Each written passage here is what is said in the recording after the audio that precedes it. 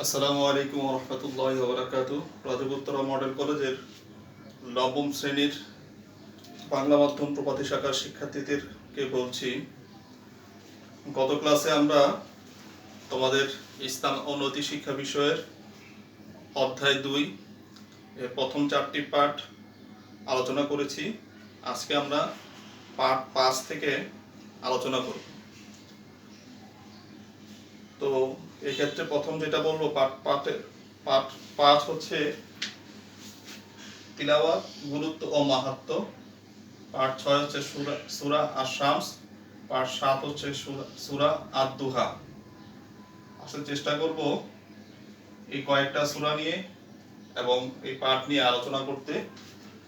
তিলাওয়াত, গুরুত্ব ও মাহাত্ম্য। তিলাওয়াত শব্দটা আমরা বিশেষত কোরআনের ক্ষেত্রেই শুনে থাকি এবং একমাত্র কোরআনের ক্ষেত্রেই আমরা এই শব্দটা ব্যবহার করে থাকি এবং অন্যান্য ক্ষেত্রে আমরা এই শব্দটা ব্যবহার সাধারণত করি না। তিলাওয়াত শব্দের অর্থ হচ্ছে পাঠ করা, আবৃত্তি করা, অনুসরণ করা। তো এই শব্দটা অন্য জায়গায় আমরা ব্যবহার করি না, ব্যবহার করা ঠিকও না, কারণ কোরআনের ক্ষেত্রে তিলাওয়াতটা নির্দিষ্ট। অন্য কোনো ক্ষেত্রে তিলাওয়াত শব্দটা সাধারণত ব্যবহার করা হয় না, যদিও এর অর্থ আবৃত্তি করা, পাঠ করা।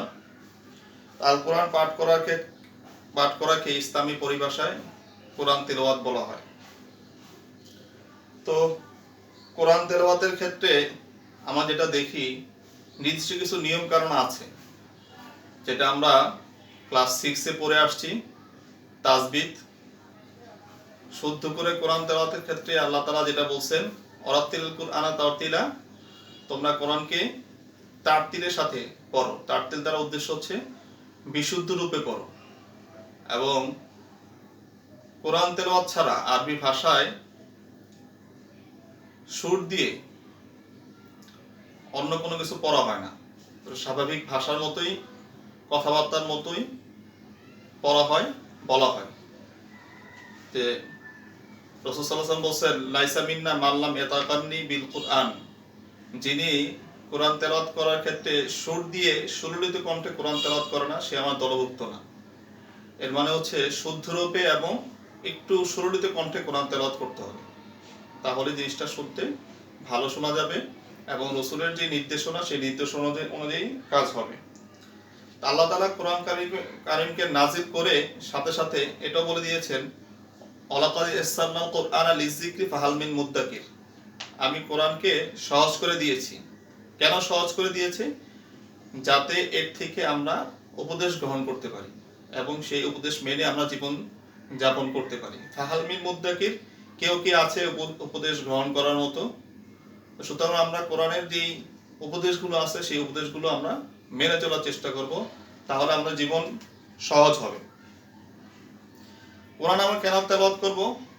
আল্লাহ তাআলা আমাদেরকে কোরআনকে আমাদের জন্য নাজিল করছেন, আর এই কোরআনের মধ্যে রেখে দিয়েছেন অসংখ্য শিক্ষা, অসংখ্য নসিহত। তো এই শিক্ষা এবং নসিহতের মাধ্যমে মানুষের জীবন সফল হয় এবং সহজ হয়। মান ক্বারাআল কুরআনা হারফাম মিন কিতাবিল্লাহি ফালাহু হাসানাতুন আল হাসানাতু আশরু বিআমসালিহা, যে কোরআন তেলাওয়াত করবে এবং কোরআনের একটি অক্ষর তেলাওয়াত করবে, তার জন্য রয়েছে একটি নেকি এবং ওই একটি নেকিকে 10 গুণে বৃদ্ধি করে দেওয়া হবে। অন্যত্র বলা হয়েছে যে কেউ যদি অর্থসহ কোরআন তেলাওয়াত করে, তাহলে প্রতিটা অক্ষরের বিনিময়ে তাকে 30টি নেকি দেওয়া হবে। সুতরাং আমরা কোরআন তেলাওয়াত করব।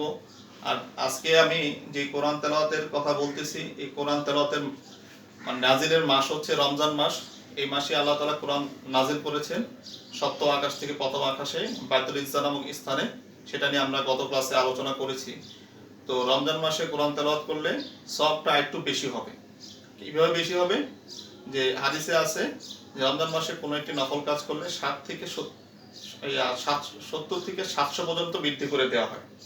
সুতরাং 1-এ 10, 10-এ 70, 70-এ 700, মানে 700 পর্যন্ত নেকি লাভের আশা করা যায় রমজান মাসে কোরআন তেলাওয়াতের মাধ্যমে। তো আমরা বেশি বেশি করে কোরআন তেলাওয়াত রমজান মাসেই করব, অন্য মাসেও করব, রমজান মাসে তেলাওয়াত করব। বাইহাকির হাদিসে আছে, আফদালু ইবাদাতুল উম্মতি কিরাআতুল কুরআন, আমার উম্মতের মধ্যে নফল ইবাদতের মধ্যে সর্বোত্তম ইবাদত হচ্ছে কোরআন তেলাওয়াত।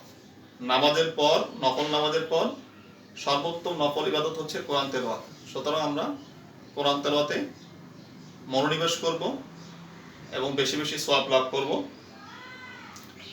তো এই পাঠের মধ্যে আরেকটা কথা যেটা বলা হয়েছে শানে নুজুল।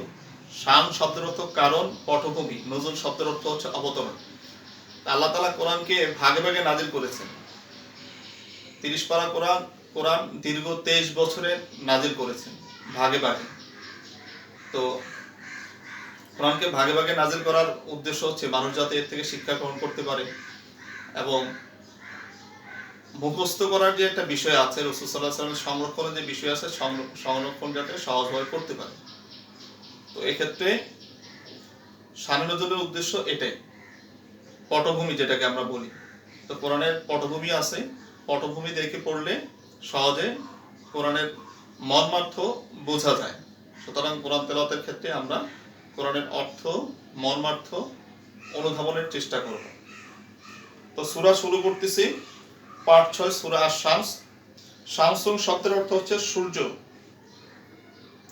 এর আয়াত সংখ্যা 15টি, কোরআনের 91তম সূরা। আল্লাহ তাআলা সূর্য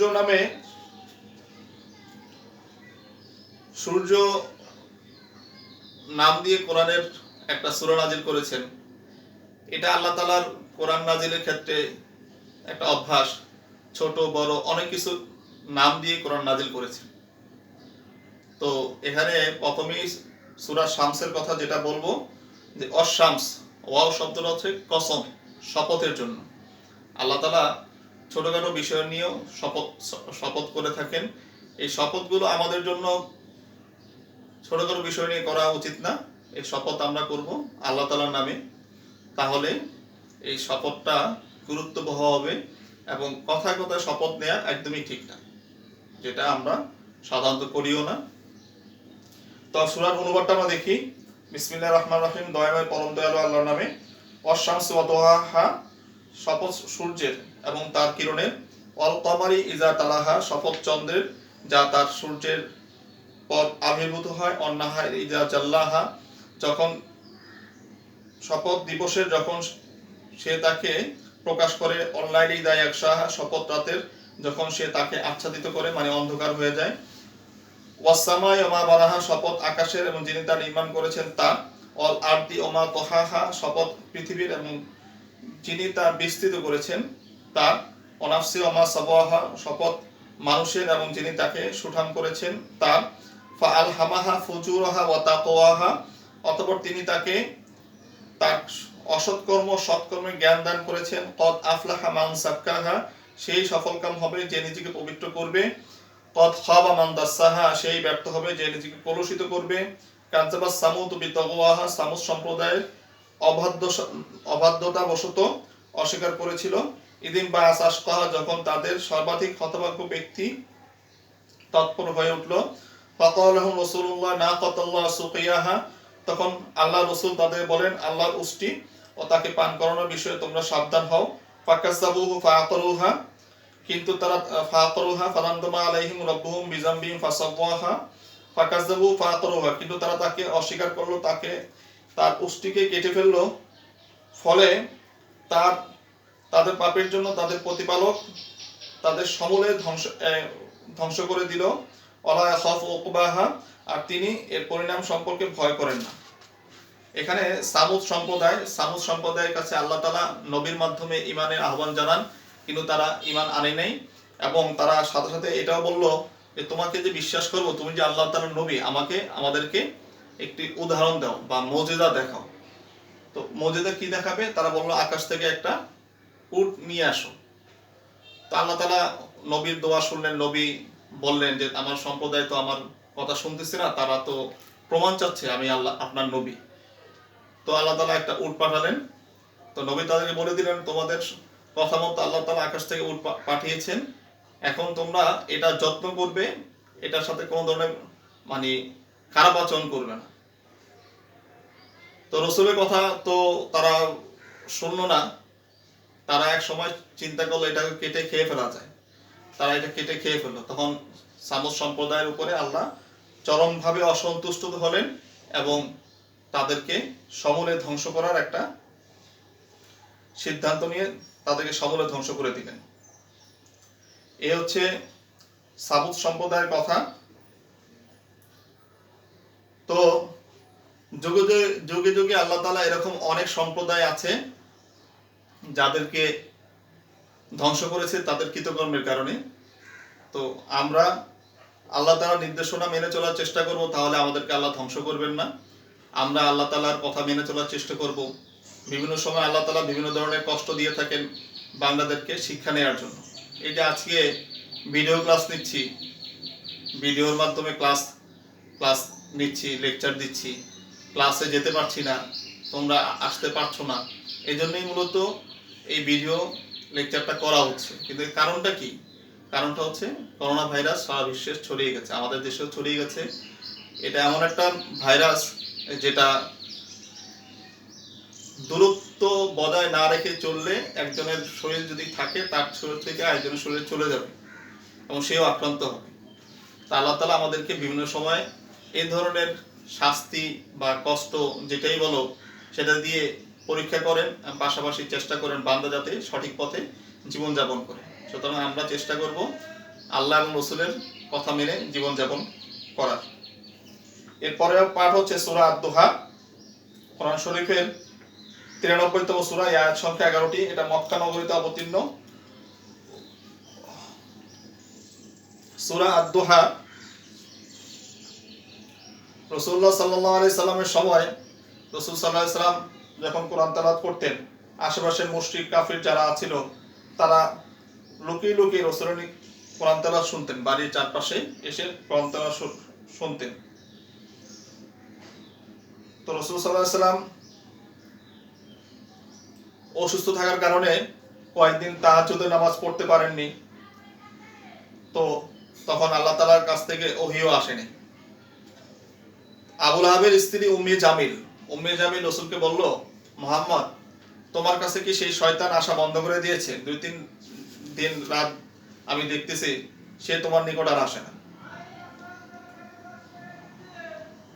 তো কাফিররা এইসব কথা ঠাট্টা বিদ্রূপ করে মুহাম্মদ সাল্লাল্লাহু আলাইহি সাল্লামের কষ্ট বাড়িয়ে দিতেন। রাসূল সাল্লাল্লাহু আলাইহি সাল্লাম মনে মনে কষ্ট পেতেন যে আমি অসুস্থতার কারণে নামাজ পড়তে পারি নাই, আল্লাহ তাআলা আমার নিকট ওহী পাঠান নাই। আর কাফিররা মন্তব্য করতেছে যে আমার কাছে শয়তান আসা বন্ধ করে দিয়েছে কিনা। শয়তান কি রাসূলের কাছে আসতো? রাসূলের কাছে আসতো মূলত হযরত জিবরাইল আলাইহিস সালাম। কাফিররা তাকে দেখতেও পারতো না, তার কথা শুনতেও পারতো না, কারণ তিনি সব সত্য কথা প্রকাশ করতেছেন রাসূলের কাছে। আল্লাহ সরাসরি জিবরাইল আলাইহিস সালামের মাধ্যমে সব অসত্য প্রমাণ করে দিচ্ছেন। এটা কাফিররা সহ্যই করতে পারতো না। তো এই সূরার মধ্যে আল্লাহ তাআলা রাসূল সাল্লাল্লাহু আলাইহি সাল্লামকে সান্ত্বনা দিচ্ছেন। তো সূরাটা আমরা পড়ি, বিসমিল্লাহির রহমানির রহিম। ওয়াদ-দুহা, শপথ পূর্বাহ্নের, অল-লাইলি ইযা সাজা, শপথ রাতে যখন তা নিঝুম হয়। মা ওয়াদ্দাআকা রাব্বুকা মা ক্বালা, আপনার প্রতিপালক আপনাকে পরিত্যাগ করেননি এবং আপনার প্রতি বিরূপ হননি, রাগও করেননি। ওয়ালাল আখিরাতু খায়রুল লাকা মিনাল উলা, নিশ্চয়ই আপনার জন্য পরকাল ইহকাল অপেক্ষা শ্রেয়। ওয়ালা সাওফা ইউতিকা রাব্বুকা ফাতারদা, অচিরে আপনার প্রতিপালক আপনাকে অনুগ্রহ দান করবেন আর আপনি সন্তুষ্ট হবেন। আলাম ইয়াজিদিকা ইয়াতীমান ফাআওয়া, তিনি কি আপনাকে ইয়াতীম হিসাবে পাননি এবং তিনি আপনাকে আশ্রয় ব্যবস্থা করেননি। ওয়াজাদাকা দাল্লান ফাহাদা, তিনি কি আপনাকে পথ সম্পর্কে সম্পূর্ণ অনবহিত পেয়েছেন, তারপর তিনি পথ নির্দেশ করেছেন। ওয়াজাদাকা আইলান ফাআগনা, তিনি আপনাকে পেয়েছেন নিঃস্ব অবস্থা, অথবা তিনি আপনাকে অবমুক্ত করেছেন। ফাম্মাল ইয়াতীমা ফালা তাকফা, সুতরাং আপনি ইয়াতীমের প্রতি কঠোর হবেন না। ওয়াম্মা সাইলা ফালা তানহান, কেউ যদি আপনার কাছে কোনো কিছু চায় তাহলে তাকে ধমক দিবেন না। ওয়াম্মা বিনিয়ামাতি রাব্বিকা ফাহাদ্দিস, আর আপনি প্রতিপালকের নিয়ামতের কথা বর্ণনা করুন। তো মুহাম্মদ সাল্লাল্লাহু আলাইহি সাল্লামের উপর আল্লাহ তাআলার যে নিয়ামত আছে সেই নিয়ামতের কথা স্মরণ করিয়ে দিয়ে আল্লাহ তাআলা বলছেন, আমি আপনাকে এই সুবিধা দিয়েছি, এই নিয়ামত দান করেছি, সেই নিয়ামত দান করেছি, সুতরাং আমি কি আপনার উপর রাগ করতে পারি? আমি কি আপনার উপর রাগ হব? মানে যাকে ভালোবাসে তার উপর তো আসলে রাগ করা যায় না। যার প্রতি স্নেহ ভালোবাসা থাকে তার প্রতি রাগ করা যায় না। প্রয়োজনে সামান্য সময়ের জন্য রাগ করে পরবর্তীতে এটা ঠিক হয়ে যায়।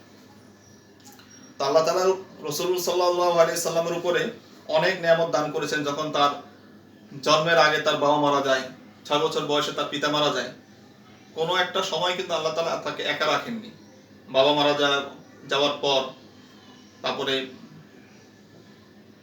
তার মা তাকে লালন পালন করছে, মায়ের মৃত্যুর পর তার দাদা তাকে লালন পালন করেছে, এভাবে চাচা আবু তালেব তাকে লালন পালন করেছে। প্রত্যেকটা ক্ষেত্রে একজন অভিভাবকের ব্যবস্থা করেছেন দুনিয়াতে আর আখিরাত।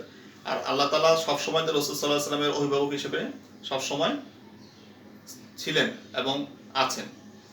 তো রাসূলুল্লাহ সাল্লাল্লাহু আলাইহি সাল্লামের উপরে নিয়ামতের কথা বলার কারণ হচ্ছে যে কাফিররা যেই উল্টাপাল্টা কথা বলতেছে, যেটা রাসূলের মনে কষ্ট দেয়, যে আপনাকে আল্লাহ ত্যাগ করেছেন, আপনার প্রতি আল্লাহর কোনো রহমত নাই, দয়া নাই, এটা যাতে রাসূল সাল্লাল্লাহু আলাইহি ওয়াসাল্লাম কিছু মনে না করে।